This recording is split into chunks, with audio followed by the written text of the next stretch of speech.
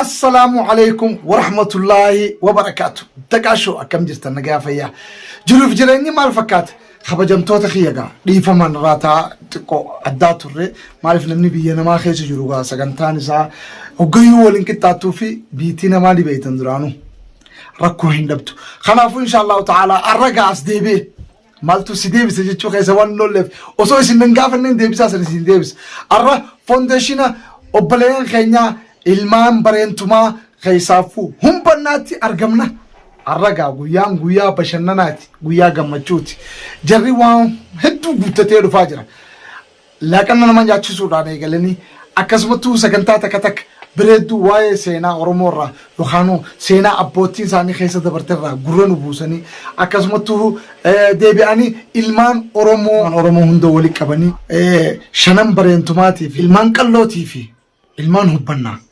akkasumattuu ilmaanitu arsiin jimma achirratti argamanii jiran isaan humaa laasoon isaan waan sanarraa yaada maal dabarfatan inshallah ta'ala achirratti ka subscribe like share gootanii video kana bakka dheeraan akka geessan maaliif Oromoo hundinuu akka obboleeyyan keenya kana bira dhaabbatanii welcome jaaniin yookaan commentii babarreetu barreessanii fi isaan irraa eegaa jirra waan bareedduu hojjetan ilmaan Oromoo maashaallah waan hedduu nama gammachiisu waan hedduu gaarii nama Oromoo walitti qabanii biyya ambaa keessatti Saalat al-Aziz yookaan Saalaa Jaarraa Abbaa Gadaa ka beekamuun akkasitti inshallah saalaa sanitti arra bashannana ajaa'ibaa keessa oolle kanaafuu obboleeyyan kiyya gaa isin hundi keessanuu like share gootanii akka Oromoo hunda bira geessan asumaan isin dhaab kanaafuu noo jilaalame Baay'ee galatoomaa warri eessummaan keenya eessummaan akka abbaa caayaa jiruuf jireenya.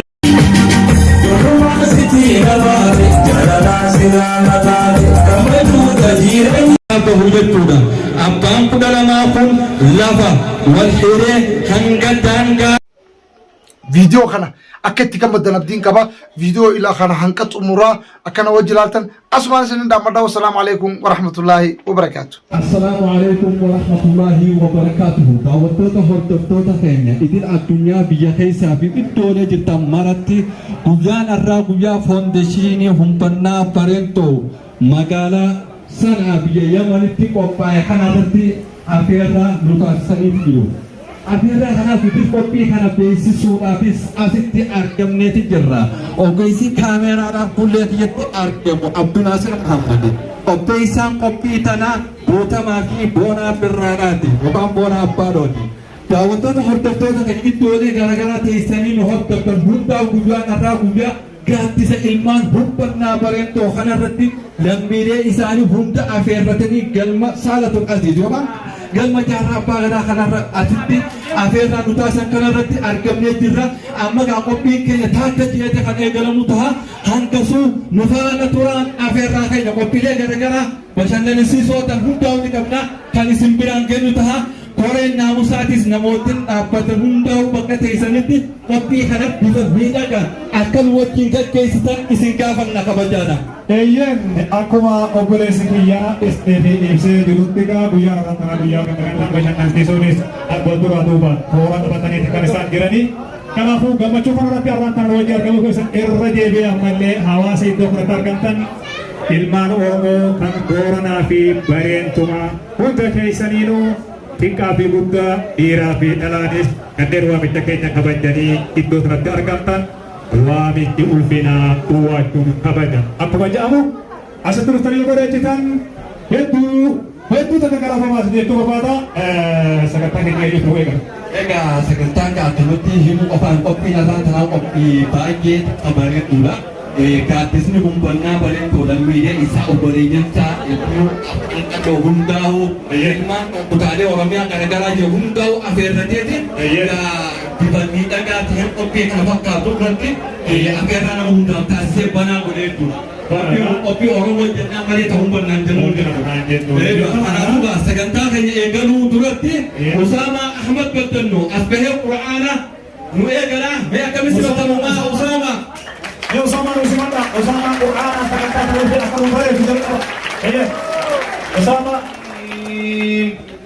إنما المؤمنون إخوة فأصلحوا بين أخويكم لعلكم ترحمون يا أيها الذين آمنوا لا يسخر قوم من قوم عسى أن يكونوا خيرا منهم ولا نساء من نساء عسى أن يكن خيرا منهن ولا تلمزوا أنفسكم ولا تنابزوا بئس الاسم الفسوق بعد الإيمان ومن لم يتب فأولئك هم الظالمون يا أيها الذين آمنوا اجتنبوا كثيرا من الظن إن بعض الظن إثم ولا تجسسوا ولا يغتب بعضكم بعضا أيحب أحدكم أن يأكل لحم أخيه ميتا فكرهتموه واتقوا الله إن الله تواب رحيم يا أيها الناس إنا خلقناكم من ذكر وأنثى وقبائل لتعارفوا إن أكرمكم عند الله أتقاكم إن الله عليم خبير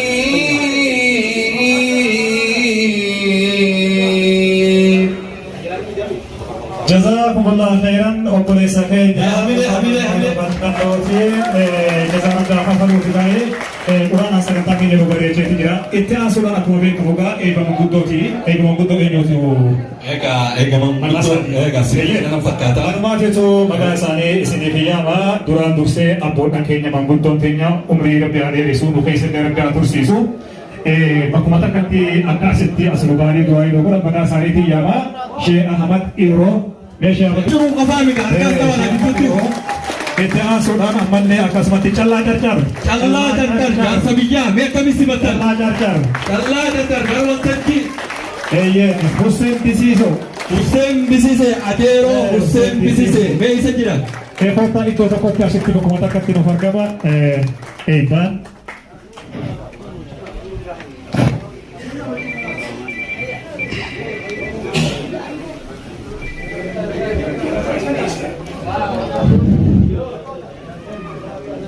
Adeeroo Hussein Bisiise mee hamilee akkamitti batan mee?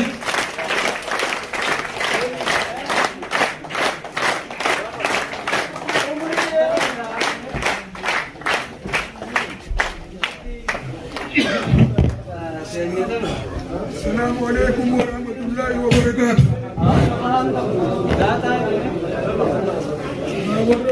نجانا ستي ولد فيه كم تشودان التجلو ربنا أقول. بسم الله نرجع بجا بنا أسيتي المتني كنا يامي تجاي سنين وفوقي. قالتوا ما نسين جال تران ترسي. ربي كل ما نوها كف. ربي ولي قلتين واحد ورا وجل ديم ربي نواقول قلتين ساتين بلي سما نسين واقول الراني ديم توكو ربي نواقول بقى تماتين ورا من كنيفة ربي نواقول أسكاي ستيجا والمان نقولت ونور تركا خنا بيني ربي قلتين ثاني نواقول سيسو السلام عليكم ورحمة الله وبركاته.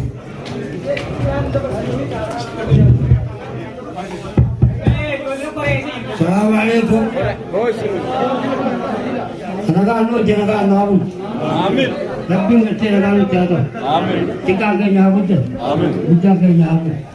Yaa gosa baboo itti saba galtee gammadu rabbiin haa guddatu. Rabbiin haa guddatu. Biyya sanatti mee rabbiin haa guddatu. Aboo bilisummaa nu haa ta'u. Yaa boo facaanee waliin nu haa qabu. Aboo waliin nu haa qabu. Aboo waliin nu haa qabu. Aboo rabbiin galtee jaalatama isaa nu haa qabu. Salaamaa rabbiin nu haa baatu. Salaamaa rabbiin nu haa baatu. Wallaa zaalibaka subhaana rabbika. عما يصفون وسلام على المرسلين يا عزيز يا كريم يا الله. بسم الله الحمد لله والصلاة والسلام على رسول الله صلى الله عليه وسلم. خنقال نوال تنقال نوبت. خنقال نوال تنقال نوبت. بدان كينيا هابول. تكان كينيا هابودت. Humbanaa bareedduu an'aan kana gartee gammachuudhaan akkanatti walitti asin nu qabaniiti rabbii isaan haa gammachiisu. Rabbii isaan haa gammachiisu. Ilmaan humbannaatiin hangafee gartee ilmaan shanan bareeddumaa rabbii haa gammachiisu. Rabbii haa gammachiisu. Shanan bareeddumaa hunda rabbii ol haa qabu. Kudha tokkoon booranaa rabbii ol haa qabu. Oromoo rabbii ol haa jaalachiisu. Oromoo wal jibbuu miti wal jaalala rabbiin waa kan. Rabbiin waa kan. Arraan kana gartee waliin nu qabaniiti gartee obboleeyyan keenya haa baramee qaban harkeen hunda wal nu barsiisanii rabbii gartee muraasa isaanii rabbi haa guutuuf. Rabbi haa guutuuf. Fakkeenya Oromoo kutaa kudha tokko rabbi haa godhu. Rabbi haa godhu. Fakkeenya Oromoo kutaa kudha tokko rabbi haa godhu. Wal jaalala malee wal jibbansa rabbi nu gidduu haa fuudhu. Wal jaalachuu malee wal jibbansa rabbi nu gidduu haa fuudhu. Walii yaaduu malee walii yaaduu rabbi nu gidduu haa fuudhu. Wal jaalachuu malee wal jibbuu rabbi nu gidduu haa fuudhu. Wal jaalala rabbi nu haa kadhu. Warra wal dhaggeeffatu rabbi nu haa godhu. Warra walirraa waa baratu rabbi nu haa godhu. Warra kan barate walitti hiiku rabbi nu haa godhu. Biyya teenyatti illee rabbi nagaan nu haa galchu. Nuufi ilmaan keenya gartee asit dhalle kanallee rabbi biyya teenya nagaan nu haa galchu. Biyya teenya illee gartee bilisoomsee rabbi bilisummaa nu haa galchu. Biyya teenya nagaa godhee rabbi nagaan biyya teenya rabbi nu haa galchu. Biyya namaa tanallee gartee takeessa jirru rabbi nagaa haa buusuufi. Rabbi nagaa haa buusuufi. Adawwii isaanii rabbi haa qabu. Adawwii isaanii rabbi haa qabu. Adawwii Oromootiin hangafee adawwii gartee ummata Muhammad hunda rabbi haa qabu. Rabbi haa qabu. Rabbi haa qabu. Gammachuu obboleeyyan keenyaa tana ta barabara rabbi haa godhu. Ta Oromoo kutaa kudha tokko dabartu rabbi haa godhu. Ta Oromoo kutaa kudha tokko dabartu rabbi haa godhu. Oromoo wal jala nu haa yaasu. Warra gartee wal shakkuu miti warra wal amanu rabbi nu haa godhu. Warra gartee yaada waliin kan rabbi nu haa godhu. Warra wal jala deemu rabbi nu haa godhu. Warra wal dhaggeeffatu rabbi nu haa godhu. وعلى ذلك بحق سبحان ربك رب العزة عما يصفون وسلام على المرسلين والحمد لله رب العالمين يا عزيز يا كريم يا الله.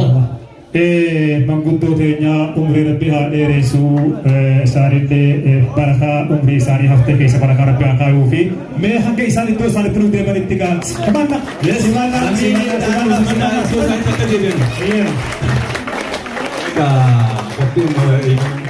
Qophii banaa godhee jira sagantaan eegalamee jira.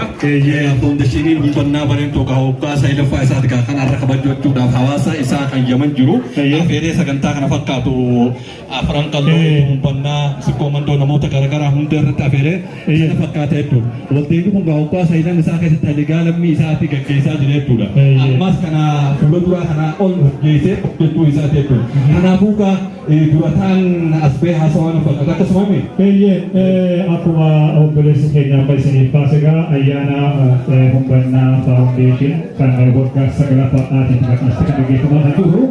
Ayyaana kana immoo kan gaggeessu ilmaan hubbannaa qofa osoo hin taane ilmaan qalloo bareeddoo, tummuuma bareeddoo, karrayyuu bareeddoo, bu'aawwan bareeddoo akkasumas ilmaan kudha takkan booranaa ta'e hundumti keessanuu Oromoo taatanii Itoophiyaa guutuun Itoophiyaa waan ta'eef hunda keenya irraa sitti argamnee waan jiruuf jecha sagantaa kanarratti gaa obboleessi keenya Xaahaa Yaaseen iddoo kanatti nuuf argamee hawaasa kana bakka bu'eeti ibsa gabaabaa kan inni qabu haasawwanni miti bagaan simaan dhumaa bagaa nagaa dhufe jechuu gammachuu ibsuudhaan innis guyyaa irraa guyyaa gammachuu waan ta'eef sagantaa bashannansiisoo akka isin hin dadhabne waan isin irraanfattan hunda aadaalee garaagaraa shaggooyyeenis ni jirti warri shaggooyyee dandeessinillee qaama keessan akkaan goggoraati. Yoo qofaa miti seenaan Oromoota uummata anniyyaa tisni dhiyaatti kanaafuu gaamee Xaahaa bifa samii akkamiin simattan mee akkamiin asimattan obboleessa keessan as bahee welqaan baala dhuftee isin jechuu deema baga dhuftee isin jechuu deema. Xaahaa gara wanta waltajjii. السلام عليكم ورحمة الله وبركاته. Bagaimana kia bulan turse, bagaimana pi ayana foundation benar berento kan warga segala kali singgah he, bagaimana jumatan, bagaimana negara tujuan di sini.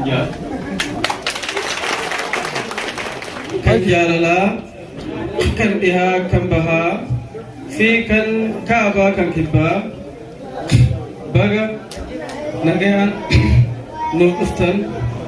Salam ini kayaknya kita salah sini agak sini aja. Bagaimana menurut? Islam sudah bagaimana sokor ilman humbanna kan dame Yaman. Bagaimana Yaman bagagisan kanen online arra hordoftani fi kanen kaman hirmatani ilman Oromo kan Borana fi barentuma hundi kesan baga gammaddan isininja Aminen teessan aminen. guyyaan arraa guyyaa wal simannaa ilmaan anniyaa kana irratti qaamaan argamtan hayyoonni kutaa 11 kan Oromoodhaa warreen kaleessa lafee fi lafa aadaa fi duudha seenaa humbannaa seenaa gootota Oromoo kaleessa 11 ilmaan Booranaa shanan bareentumaa gootota kaleessa amamtaan imaammata fi kutaan gosaa fi laggeen osoo wal hin qoodin bakka takkatti wareegamaan maqaa gootota saniitiin isin galateeffachuun barbaada.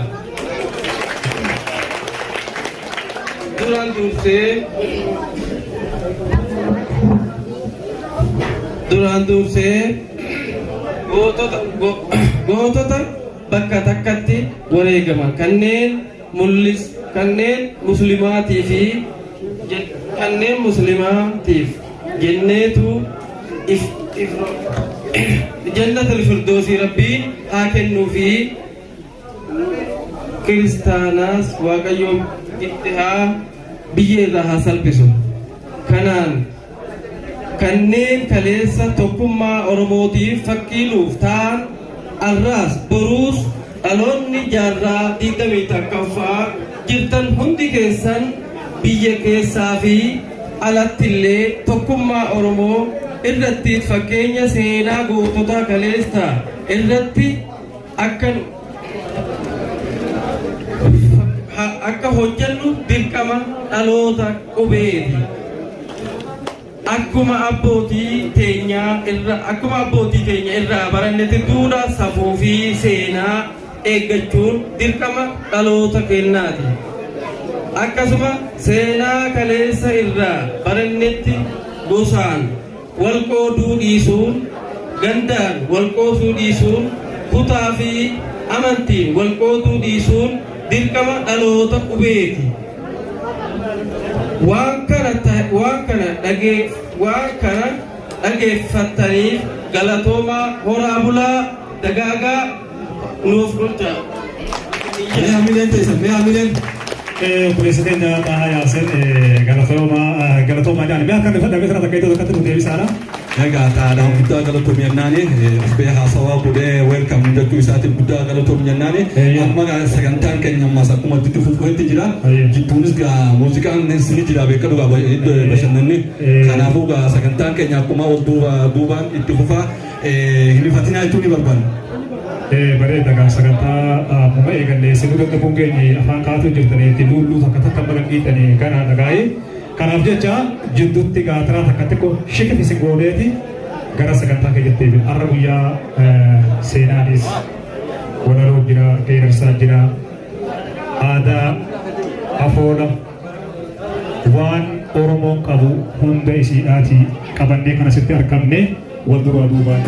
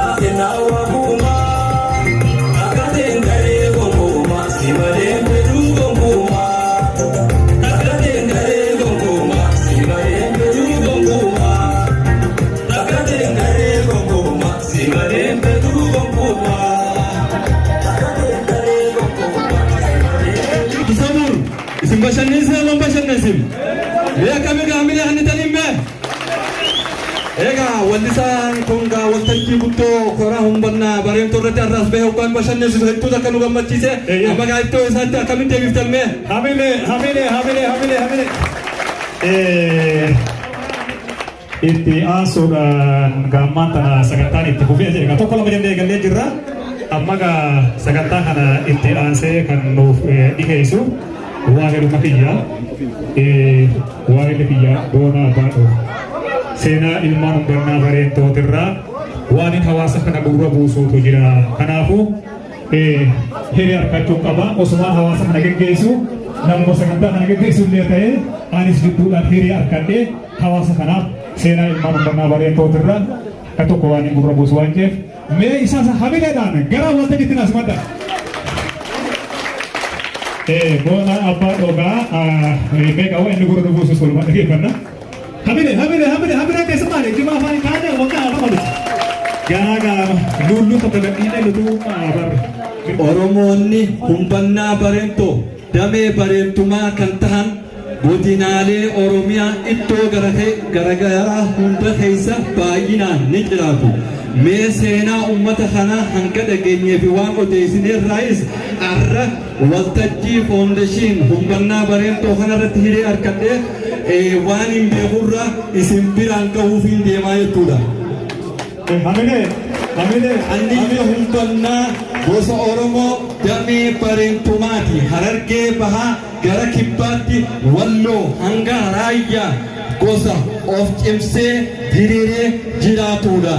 Gosti Anniyyaa Raayyaatti biyya baddanaa lakkuu jedhamtee jalqaba baate achirraa ka'uun ilmaan isaa hunda lafa hiree ilmaan anniyya raayyaa jalqabee warra abbayyee je'amanii abbaan warra abbayyee warsoo je'ama afran warsoo je'amanii abbichuu warsoo kolee warsoo eekoo warsoo abbayyee warsoo je'amaniiti yaamaman jechuudha walloo fi raayyaa lafa wal hireeti irra jiraachaa jiru ilmaan eekoo warsoo daayyuu je'ama ilmaan warsoo kan anniyyaati walloo raayyaa hanga harargee bahaa fi kibbaatti babal'atee jiraachaa jiruudha. Gosti anniyyaa ilmaan humbannaa guyyaa hawaash irraa godaanee gara walloo dhufu gara walloo raayyaa dhufu abbaa 12 taheeti dhufe jedhanii hawaasni yookaan manguddoonni raayyaa seenaa tana ragaa bahu jechuudha. Abbaan 12 kun lafa wal hiree hanga daangaa Tigraay laga Eebootti qabatanii jiraachaa jiru. Arrallee irra jiraachaa jiru. Magaalaan biyyaa bareeddotaa jedhamtee yaamamtu. Magaalaan walloo baatee magaalaan guddoon ilmaan qaalluu taatee beekamtu garuu akka isiin ilmaan eekoo warsootiin magaalaan warra daayyuu taate artistoonnii fi seenaa hayyoonninis ragaa ni bahu. Abbaan 12 kun lafa hira hanga daangaa Tigraayittis haa jiraatu malee godinaalee akka Jimmaa keessaas ni jiraatu. Kitaaba hayyoottan Oromoo na dura barreessanirraa seenaan tun ni jirtii jechuudha. Fakkeenyaaf ala baatuu ganda daayyuu hadaraa yemmuu waaquu darraba sitanii janii afaan Amaaraatis seenaa anniyyaa ni leellisu. Ilmaan warra anniyyaa raayyatti ammaas afaan Oromoo guddatuun kun wa'ada isaan akka afaan Oromoo hin banneef walii galanidha. Jabina ilmaan warra anniyyaatiin jiraachuu danda'e du'aayiin warra annaa Oromtichi haa dagaagu afaan Oromtichaa haa jiraatu jedhanii du'aayii isaan godhaa turanidha. Anniyya ilma humbannaa yoo ta'u annichi ammoo humbanna qofa ilmaan 7 horateedha. Iddoo lamatti addaan qoode isaanis 3 sadachaatii fi 4 kudheelleeti. Tokkoffaarratti bidu anniyya humbannaa bareettoo anna anniyya humbannaa bareettoo malcha anniyya humbannaa bareettoo kole anniyya humbannaa bareettoo malka anniyya humbannaa bareettoo baabu anniyya humbannaa bareettoo bidu anniyya humbannaa bareettoo gosti anniyya humbannaa bareettoo jaarraa 18ffaa keessa gosa ifcimsee jiraachaa turedha. Diinota alaa dhufees ifirraa horachuudhaan gosa dura dhaabbachaa turan keessa ilmaan Oromoo ta'a hubatan keessaayis tokko. Jabinni ilmaan anniyyaa akkuma ilmaan afran qalloo akkuma ilmaan ituudhatti diinota isaanii firraa dura dhaabbachaa turan jechuudha.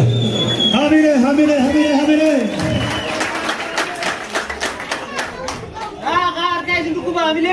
Anniyya kana qofaa miti seenaa fi aadaan Oromoodha gaafa mililik lafarraa balleef isaanis afran qalloo wajjin calanqotti wareegamanii hin galle malatti lafee isaanii afran qalloo wajjin calanqoo addaa.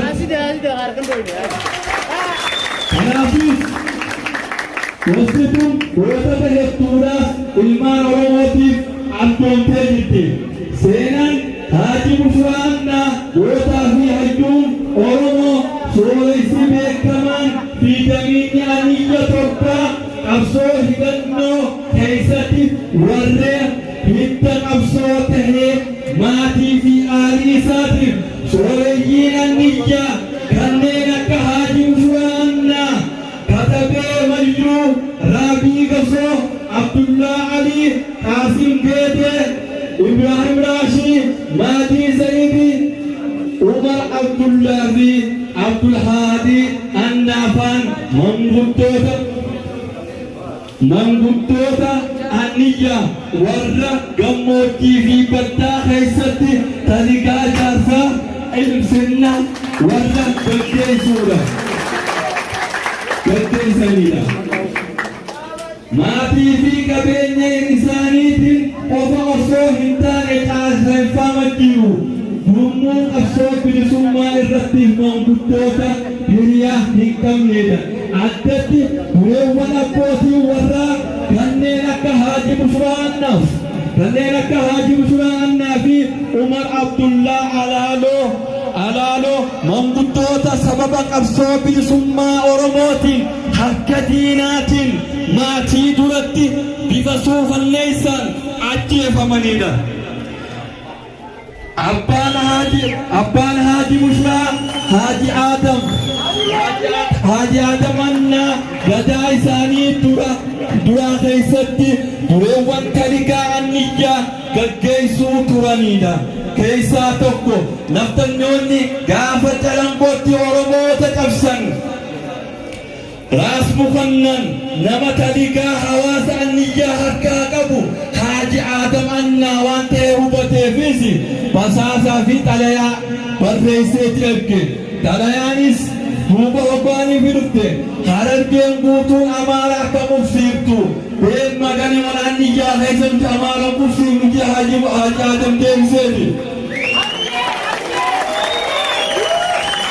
Kana qofaa miti duuba gartee boolla ooyinaatu jaaniitu jira. Boollitu tun midhaan bishingaa walitti qabaniiti Amaaraa walitti geessaa turan. Kana geessuu didee Haaji Bushraa Annaa duuba waggaanii fi beetti biyya buutee midhaan san fuudhee uummataa hiyye Hayila Sillaaseef inni walitti aaruun dhufte. Kana duuba namni Saalii Usmaanee jedhame Saalii Usmaanee afran kalloo fi diida anniyyaa keessatti nama basaasuu yeroo saniif beekama. Saalii Usmaanee dhufee gaara ganammii dhufee torban anniyyaa sumaan daawwiin dhufee Saalii Usmaanee buunni rabbii dhufee jedhanii amma silaa kana fuhu galaanaa karaatti dhufee Haaji Bushraa Annaatis tabaqaa nama ammaa jedhu borraarraa bitatee galaandiin hambiskuute. Duuba ammaa kun akkamitti galaanaa tarkaanfatee Haaji Bushraa fuudha. Duuba Haaji Bushraa Annaa manguddoota anniyyaa qareeyyii anniyyaa walitti qabanii guyyaa daaloo anniyyaa itti kufee daaloo kun dibicha mana keessa nyaachisan itti qalee du'aa itti godhan nama Abdullaa Usmaan Jaamuutuutu walaloo kana yeroo sanitti barreessee jechuudha. Hamire. Duuba seenaa tana keessatti maal jedhan guyyaa daaloo warra annaa kufe anniyya guutuu dhufe yaa Saalii janiin maaliif anniyya manatti nafne hedduu guyyaa san Tumaan dallachaa dhufe akkana yoo baase Saalii bifti isaa hasaasa galti isaa wasaasaadha janiin jechuudha.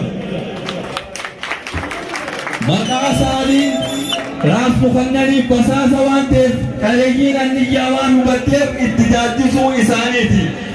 Haaji Adam boodarra taligaa ilma isaa xiqqaa Haaji Bushraa Annaa harkatti hafte.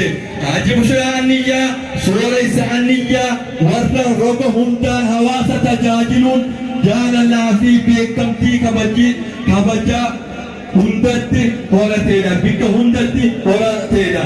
Duuba gaafa booda walii haaya kana jaan abbootii keenya akka irraa kanaa gaafa booda jaalatti.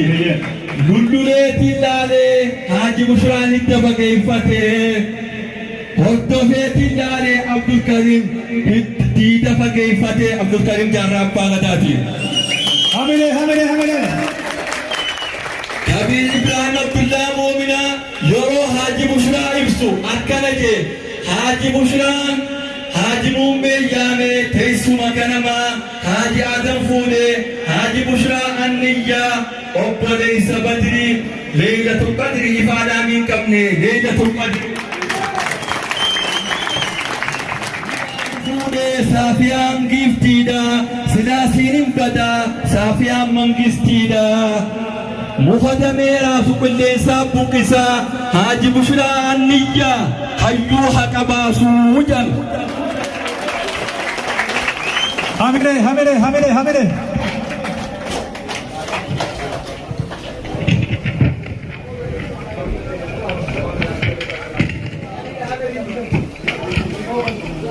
Muhammad Abdawasa Furaka Adasrayse Ummanni aniyyaa bara 1962 gaafa sossoo afran qallootiin eegalee ilmaan isaa guutuu Oromiyaa fi Oromoof addoome. Mee seenaa gootota kanaa waa xiqqoon gurra isin buusa ammallee. Waan nuti taane mootii manguddoon aniyyaa maal tahan gaafa Hayila Sillaaseen afran qalloo fiituuf umbanna magaalaa dirree dhawatti afeeru Somaalee fi taasisee taa'e nuti hoomaan eenyu gadi nuyi abbaan biyyaa nuyi sabni guddaan Haaji Bushraa Annaa gameessi. Haaji Bushraa Annaa jechuun damiina anniyyaa guddaadha. Yoo Haaji Bushraan dhufee jedhan shimbirroon manatti hin haftu. Hoggaa Haaji Bushraan imaltuuf gaangee fe'atee hawaasni lagaraamis kan Haaji Bushraa jala deemu nama duula deemu fakkaata. Kabajaan Haaji Bushraa Annaa kabajaa hawaasa Oromoo lagaraamisii fi gaara mul'ataa biratti qabu xiqqoo miti. Hayyuun hawaasa addaan galtu kan Oromummaa irratti sabboonummaan isaa daangaa hin qabdu kabajaa hangana geessu qaba. Gaafa sooressi jaarraa abbaa gadaafaan adda bilisummaa Oromoo gobiin dakka dhaabanii gabbisanii lagaraamisitti tarkaanfatan manguddoota hayyoota lagaraamis kan adda bilisummaa Oromoo qeebala keessaa Haaji Bushraa Annaati. Kan adda bilisummaa Oromoo qeebalan keessaa Haaji Bushraa Annaati. Nama tarree duraarra jiru. Haaji Bushraan damiinummaa tiyya kan gosaa qofaa miti kan sabaati jee ilmaansaa adda bilisummaa Oromoo jala gad yaase. Hoggaa waraanni adda bilisummaa Oromoo jabaatee magaalaa Baddannoo haleelu. Duuba Haaji Bushraan fa'ammaan jan keessa wallaalinii geesheen dallaalinii jan Haaji Bushraan fa'ammaan geeshee duuba waraanni darbii aadiidhaan Haaji Bushraa faarratti fuula deeffate. Hogganaan adda bilisummaa Oromoo sooressi jaarraa abbaa gadaa waraanni darbii waan aadeef Haaji Bushraan akka gara dirree dhawaa jalaa as deemta. Maaligaa sababni tun itti himame Haaji Bushraan haala kanaan waraana darbii jala duraa bahuuf gaangee isaa fe'atee biyya keessaan gara dirree dhawaa deemuuf imala isaa eegale. Garuu Haaji Bushraa imalli isaa hin milkooyne. Karaa irratti qabame gara lagaraamis deeffamee waraanni dargii Haaji Bushraa akka malee reebe. Sayyid Amiin soddaansaa Haaji Bushraan nama amantiin beekamaadha jee itti dubbannaan akka malee reeban agarraan aare maaliif jaarsa kana akkanatti reebdan jee itti karfafoote. Waraanni dargii itti dubbate. Waraanni dargii atiisti jittii jee Sayyid Amiin Haaji Bushraa wajjin mana hidhaatti ol darban. Kan nama ajaa'ibsiisu kan nama gartee qalbii nama cabsu yeroo sanin namni Haaji Bushraa qabee amaara kan nama Oromoodhaati. Duuba boodarra Haaji Bushraa fi Sayyid Amiin sabboontota Oromoo kanneen biraa wajjin magaalaa ganammii geessanii haala suukanneessaan maatii isaa duratti ajjeesan. Qabsaawaan Oromoo gameessi Shinnigat Magarsaa Bariifaa wajjin wareegame Abdunuur Shee Hassan Irrinaa Qaqalee yookaan maqaan qabsoo obboleessa Sayyid Amiin. Inninis gocha suukanneessaa Haaji Bushraa fi Sayyid Amiin faan wareegaman saniin hedduu dallanee diina fonqolchuu qofa jedhee adda bilisummaa Oromootti dabalame. Shinnigatti waa hillansaa Umar Qabsaa Falmataa Bariifaa wajjin wareegame. Ilmaan Haaji Bushraanii fi wareegamuu qofaa miti. Ilmaan isaa guutuudhaas qabsoo Oromoodhaatiif gayyaase. Ilmaan Haaji Bushraa kanneen maqaan kanneen manatti hafanii fi ilmaan Haajii Bushuraa kanneen diina buqqisuu furmaata jedhanii adda bilisummaa Oromootti gurmaawan akka armaan gadii kanatti maqaa isaanii isinii tarreessan. Ilmaan Haajii Bushuraa keessaa tokkoffaa Kaliil Haajii Bushuraa qindeessaa fi sirneessaa kan jalqaba Bobeelleetti sooressa jaarraa abbaa gadaatti dabalama. Hamilee. Namni seenaa dhaggeeffatee ifirraa fate malee hamilee godhuu biliseetii miti seenaa itti gadhiisee jira. Lammaffaadha. Zubairii Haajii Bushuraa maqaan qabsoodhaa hordofaa jaarraadhaati. Sadaffaa Aliyyii Haajii Bushuraa ibsaa jaarraadhaati maqaan qabsoodhaa. Afuraffaadha Sumburaa Haajii Bushuraadhaati yookaan biiftuu jaarraa maqaan qabsoodhaa. Haati teenya biiftuu jaarraa yeroo ammaa tana addeelleedha jiraatti. Garuu ilmaan Haajii Bushuraa nama lama qofaa fe'an waraana dargiidhaatiin wareegaman.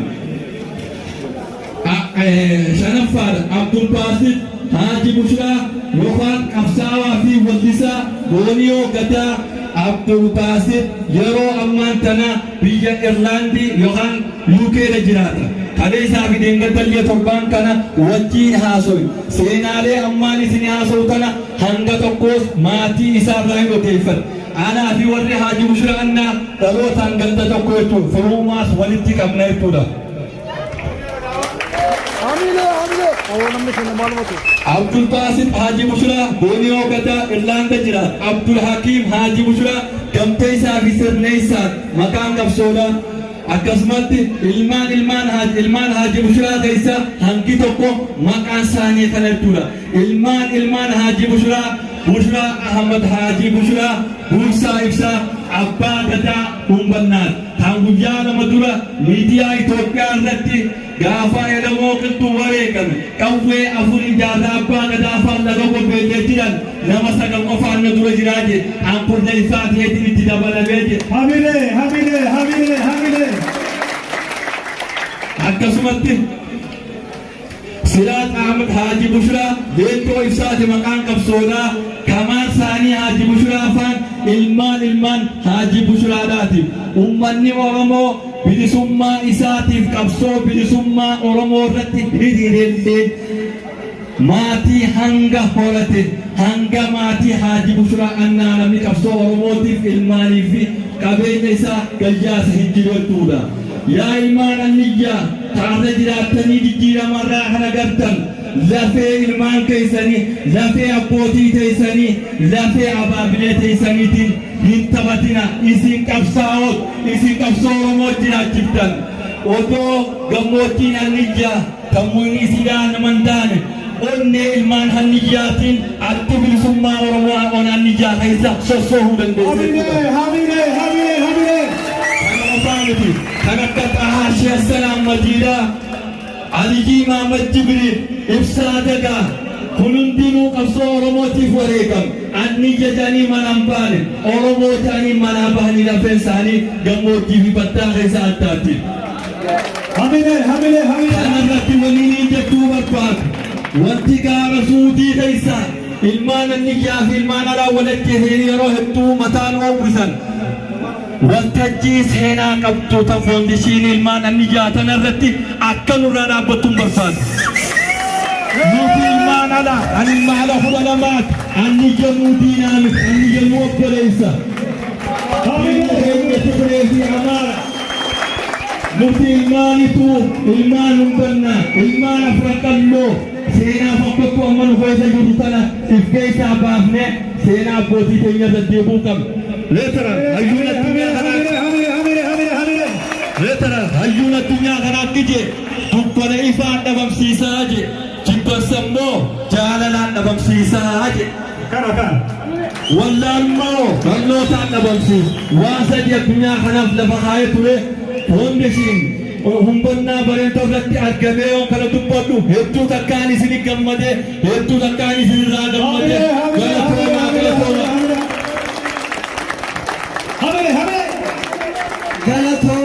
galatoomaa hundi keessanoo obboleessi keenyaas guddaa takka haa galatoomu. Maaliif seenaa hayyoota gootota hedduudha qabna warreen gartee arra nu hundaaf hambaa seenaa ta'an hundi ilmaan bareentumaati. Kaleessa abboonni keenya daddacha tokko waliin qabaachaa ture. Hormaataaf babal'ate nuti ilmaan bareentumaati, ilmaan Oromooti. Wanni barbaannu takka deemsi keenya takka garuu seenaan ka abbaa fedheetu taatu hambaan seenaadhaa yoomiyyuu hin dagatama. Maaliif lafee fi dhiigaan ijaarame waan ta'eef akkasii obboleessi keenya seenaa bareedduu nu dabarsee dhaloonni akka isaa kun akka gartee nu heddummaatu barbaanna. Gamanumaan gidduudhaan gartee obboleessa keenya Guutamaa Ziyaad gartee sagantaa gaggeessu jiru gaggeessaa abbaa sagantaadha. Mucaan kun nama gartee teessoo galma Harar san irratti qooda fudhatee ijjiirratti sagantaa Global Umbannaa Faawundeeshinii gaggeessaa ture. Arraas akka carraa ta'eeti hireen akkana nama toluun gaariidha. Yaman dhufee Umbannaa Global Foundation damee Yamanii gaggeeffamtu anaatu gartee bakka kana dhaabbate jedhee obboleessi keenya nutuu siin martiitii hootu obboleessa keenya rabbi gartee caayaa ta'e bakka ati dhaabbatte tabarqaas yaa godhu jenneeni bakka kana isa dhaabnee nama gartee qooda gartee guddaa qabu jechuu barbaadeeti. Egaa abbaa bira dhaabbatanii nama faarsanii hundi keenyaa waliif jirra waliin jirra gamanumaanii gama sagantaa isaa isin dabarsa. Gana toon Presidii Faaruu Leenatti guddiste Xaaliyaa yaa sabbaati dhaadaa kuma jaalsila nabira dhaabbattee waan afaarsuun turre garuu immoo mataa luchiife hoggaatiin afaarsitu sanii akkasuma jechuu barbaadeeti. Guutumaan guututti isin atis gara toon ulfaadhu obboleessi kiyya akkasumas boona afaadhu seenaa dhimma humbannaa hedduu takka kaasee waan dabre waan abboonni keenya keessa turan nu yaadachiise tuttuqee aduu waan itti kaasee waan jiruuf jecha gidduudhaan waradoo gabaattuu takka shikkulee gurra sin buuseete gara sagantaa dhaabbisu dabarsa. Miti ina gabaame sagalee ashamaa harka fuudhee warri sana'aa jirtu keessummoonni halaalaa fayyumaa isin martu dhiiraa fi dhalan jenne hawwanii fi manguddoon kan fagoodhaa dhuftanii fi ulamaa gurguddoon qeeroo fi qarreen teenya shamarraniif dargaggoon. Lammii kabajanii duwwaatan ashamaa isinii jennee bagaragaa dhuftan. Isin daganne koreen sagantaa tanaa warreen galma miidhaysee bareeche qophii tanaa lammii gammachiisuudhaaf taasiftan qophii jabaa ulfaadhaa galatooma galataan isinii qaba. Guyyaa kana arkuudhaaf baay'een keessan laffaatan dirqama lammii bahuuf hojiidhaan ragaa baatan eebba lammii arkadha horanuuf barakadha aamin jedhaa fudhata. Eeyyeen simanne gammaan dura warra waan kana nu lafa kana simanne waan dura. Waamicha lammiitiyyaa anis waachuun qaba gammachuu lammiitiyyaa kameen irraa hafa guyyaa seenaatii irraa hafuun naaf hafa. Jedheetiin karaa bu'ee imaluudhaaf murteessee rabbiif galataan galcha kan haalaanaaf mijjeesse isin keessatti argamuuf hawwii koonaaf mirteesse. Gargaartuu ilma kooyyee anniyyaa baga waliin gammanne gudeeda abbaa kiyyaa waggaa dheeraadhaaf garuu gargar fagaannee ture seenaa kararraa maqenne gidduu faaya hurre. Rabbiif galanni haa gayu san hundaafuu xumurree dogoggora kalee isaa beekumsaan saayine turre waggaan hagam dheeratus foon walii waan dammurre. Guyyaa isaa eeggatee baroota hedduun dura sirnoonni gabroonfataa maatii keenya facaasee sirna gadaa Oromollee bakka meeqa tarsaasee akka nu wal wallaallisuun nutti facaase. Guyyaa isaa eeggatee sirni kalee isaa fufnaan sagalee isaa ol kaasee galma magaalaa Harar kan Amiir Abdullaahitti gargaduun ilma kooyyee anniyyaatiin ol kaasee alalaasee galma calanqooraase. Hirmaannaan guyyaa sanii ajabnu jechisiisee addunyaa waccisiisee ilmaan anniyyaa mara garmalee gammachiisee ilmaan adeerratiyyaa garii gufachiise. Abbaa irraa dhalatan himachuun yakkaa miti abbaa malee yaamuu eenyuufuu haqaa miti obbolaa warsimateef gammachuun dachaa miti. Hortee dubbeen isaanii maatii haadaa fi hoodaa ulfina jaalalaatiin ta'u waliif gaayan qooda maatii dhagaa fi daangaan isaan addaa hin qoonne eessummaa isaanii faana takkaa waliin hin oonne. Abbootii irraa dhaaltan kabaja namoomaa hidda dhiigaa fi lafee naafa ati dhaloota walirraa biqillee nuti waliif oota. هميله Hortee guddaa akka gaaraa kan gaarrin hundaane akka daandiin jallatee karaa karaan nuyyaane daandiin kaleerra dhufne jara keenya nun taane. Maatii eessummaan saafaana horee wal keessa saare eessuma jechuun abbaadha kanaaf waliin daraare. Warra usumti isaanii baddaa gammoojjii faraare gargaduu ilma fooyyee eenyu isaan wallaane. هميله Hortee dhandhamee beekuu dhangaa eessumaaf sadoo warra hortee dhandhamee beekuu dhangaa eessumaaf sadoo warra wal keessa saare maatii adaadaa fagoo warra daldalees beekuu imalee karaa fagoo seenaatu isaan himaa jarri dhugaan jajjaboo shanyi maliif ambaarii warra seenaan fagoo. هميله Baay'ee nuuf galatoomaa warri eessummaan keenyaa eessummaan akka abbaa caayaa jiruuf jireenya warra waliin dagaagee waliif ta'ee fakkeenya bakka feene jiraannus nuti waliif qabeenya. والله جلسوما Eessuma jechuun abbaadha haadha harman qabne seenaa isaanii barreessuuf nan beekumsatti hin qabne hedduun isin jaaladha daangaa qabne. دعاءتي والله Abbaan goonuuniin qabaa kaniin irraa dhaladhe akaakuun koo humbanna aniyyaaf hin dhaladhe adeerran baay'ee qabda abbaa koorraan baradhe kanaafii waa hunda ol garaa kiyya balladhe lammii qoqqooduu jibba jechan taane darbadhe. دعاءتي والله سبحان Achi isin deebisaa mee qaamaa fi qalbiidhaan gurranaaf as deebisa. Seenaan ilmaan humbannaa yoom takkaa ol baate warra hundeen takkaa kan dameen facaate kan baddaaf gammoojjiin teessoo isaaf taate. Ilmaan abbaa kiyyaa hortee saba guddaa qawee seenaa toolaa fakkeenya waa hundaa abboot diyaamandii harmeen teenya warqii kanarraa uumamnee humaan qabnu fakkii. Hortee diddaa gabrummaa kaleessa nuuf diniinte fincila diddaa roorroo qabsoo faana hiriirte arra guyyaan keessanii qabeen isin faarsa maaliif hin faarsine warra nuuf ta'an aarsaa isin burqaa qabsootiin kan ittiin irraan aarsa. Warra horteen isaanii galaana gootota ona qabeenyisaa galaa sabboontota teessumtii lafa siida'oo qabsaa'ota warra dantaa sabaaf beelaaf eeguu obsa aadaamsa hunda qaaqe dhaloonni biyya goota malee nuyi nam dhiphichine dachii hayyuu malee doofaan itichine ona waan barbaadde hunda keessaan dhabne biyya arjaaf malee doynaaf bakka hin qabne. هميله نكنا Egaa guutamaan walaloo ajaa'ibaa teessa.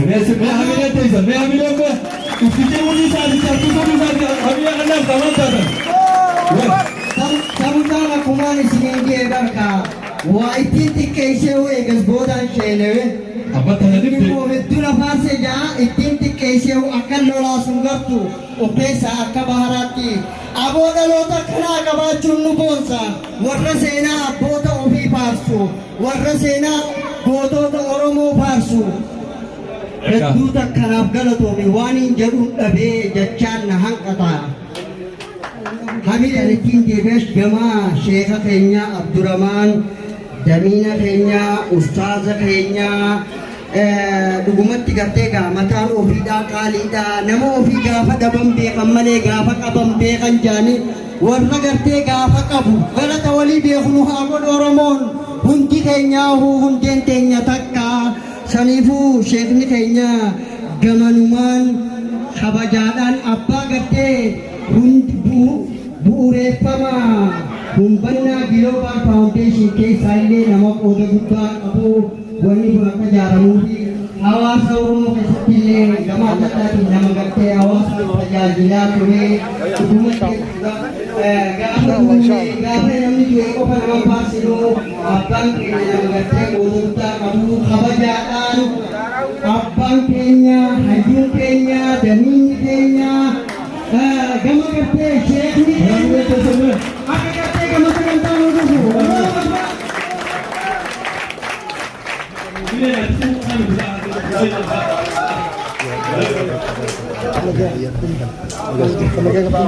بسم الله رب العالمين والصلاة والسلام على رسول الله صلى الله عليه وآله وسلم. الحمد لله رب العالمين الذي جعل الأرحام موصولة وجعل صلتها من أجل القربات وأن فضيلتها ووعد الواصلين بالبركة في الأعمال ووعد بالواصلين بالبركة في الأعمال والسعة في الأرزاق وأشهد أن لا إله إلا الله وحده لا شريك له القائل في محكم تنزيله: يا أيها الذين آمنوا اتقوا الله، يا أيها الناس اتقوا ربكم الذي خلقكم من نفس واحدة وخلق منها زوجها وبث منهما رجالا كثيرا ونساء واتقوا الله الذي تساءلون به والأرحام إن الله كان عليكم رقيبا. وأشهد أن سيدنا ونبينا محمدا عبده ورسوله القائل: من كان يؤمن بالله واليوم الآخر فليسر رحمه. اللهم صل وسلم وبارك على سيدنا محمد وعلى آله وأصحابه وسلم. أما بعد، أيها العلماء الأجلاء، أيها الشيوخ الحكماء، أيها الأعيان والوجهاء، أيها الشباب الذين نعقد عليكم آمال المستقبل، أيها الإخوة والأبناء من قبيلة النية جميعا وجميع الحضور، أيها الإخوة الأعزاء أبناء قرقدو، السلام عليكم ورحمة الله تعالى وبركاته. وعليكم السلام جدنيني. إن في حياة الشعوب والقبائل أياما لا تقاس بطول سعادتها وإنما تقاس بعظم أثرها لأنها تصنع تاريخا جديدا وإنني اليوم وتفتح صفحة جديدة وتبني جسورا وتمتد آثارها إلى الأجيال القادمة. وإنني اليوم أقف بينكم لا يلقي كلمة ترحيب